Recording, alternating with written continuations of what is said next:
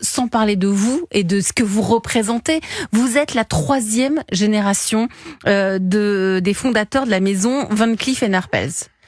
Donc vous avez grandi, je le disais dans le sommaire, vous avez grandi place Vendôme, vous êtes né là-dedans. C'est une sorte de retour aux sources ce que vous faites là. C'est quoi? C'est un clin d'œil à votre famille? C'est quoi? Alors le clin d'œil, j'aime bien l'idée du clin d'œil, et je vais vous dire après pourquoi. Non, d'abord c'est pas un retour aux sources, et j'aimerais aussi préciser que je suis l'un des membres de la 3e génération. Nous sommes quelques-uns de cette 3e génération.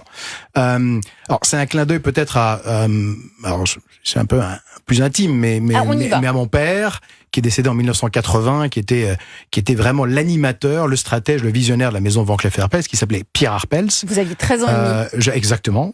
J'avais 13 ans et demi à l'époque, et qui a toujours été pour moi une boussole, qui a toujours été pour moi un exemple. D'abord, votre père visionnaire, parce que l'Alhambra de Van Cleef. Absolument. C'est votre père. C'est mon père. L'Alhambra de Van Cleef, l'idée du premier parfum d'un joaillier, et au-delà de l'Alhambra d'ailleurs, l'idée de développer une ligne de prêt-à-porter de joaillerie. Je rappelle à tout le monde, pour ceux qui nous écoutent aussi, les auditeurs, à l'époque, la joaillerie, c'était quasiment des pièces uniques à chaque fois. C'était que de la haute couture. Il n'y avait pas de prêt-à-porter de joaillerie. Et c'est mon père. Il n'y avait pas de collection. Il y avait des collections, mais c'était juste des pièces uniques à chaque fois.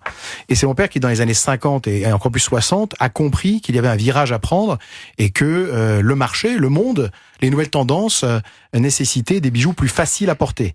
Et il a inventé le concept de la